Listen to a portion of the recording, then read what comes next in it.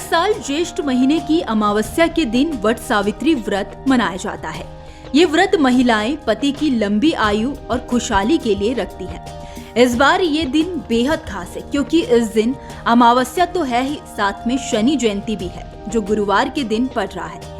ज्योतिष की माने तो इस तिथि पर कई संयोग बन रहे हैं जो वट सावित्री व्रत को बहुत फलदायी बना रहे हैं। तो अगर आप अपने पति की दीर्घायु होने के लिए व्रत कर रहे हैं तो इस बार पूजा की विधि और सामग्री का विशेष ध्यान रखना होगा, वरना आप इन लाभों से वंचित रह सकते हैं।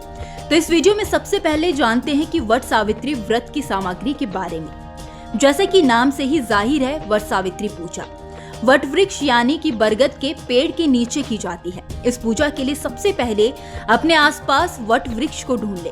अगर जाना संभव ना हो तो उसकी वो टहनी जिसमें पत्ते हों उसे घर लाकर गमले में या किसी साफ सुथरी जगह पर स्थापित करें। अब पूजा की और जरूरी सामग्री के बारे में जान लेते हैं।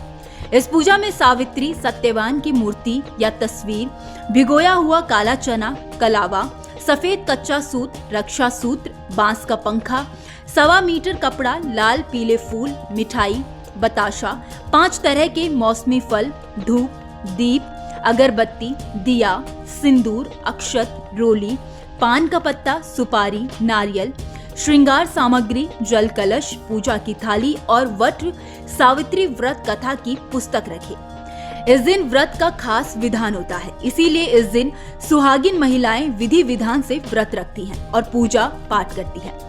धर्म के जानकारों के मुताबिक वट सावित्री के दिन व्रती को सुबह ब्रह्मबेला में उठकर स्नान ध्यान से करना चाहिए और दुल्हन की तरह श्रृंगार करना चाहिए। फिर बरगद के पेड़ के पास जाकर उसकी सफाई करनी चाहिए। शुद्धि के लिए गंगा जल छिड़कना चाहिए। बांस की 2 टोकरी में सप्तधान रखें। पहली टोकरी में ब्रह्मा जी की मूर्ति और दूसरी में सावित्री सत्यवान की तस्वीर स्थापित करें।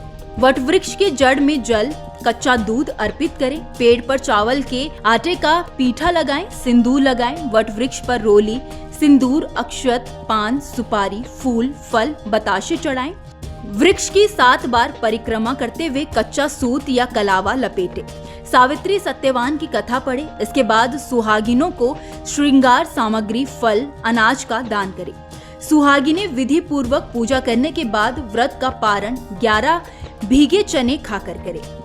पौराणिक कथाओं के अनुसार ज्येष्ठ अमावस्या के दिन ही सावित्री ने यमराज को अपने पति सत्यवान के प्राण को लौटाने पर विवश किया था।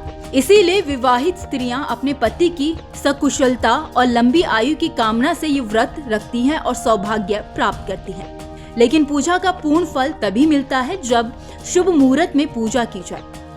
पंचांग के अनुसार इस साल ज्येष्ठ अमावस्या की तिथि 5 जून शाम 7:54 पर शुरू होगी, जिसका समापन 6 जून शाम 6:07 पर होगा।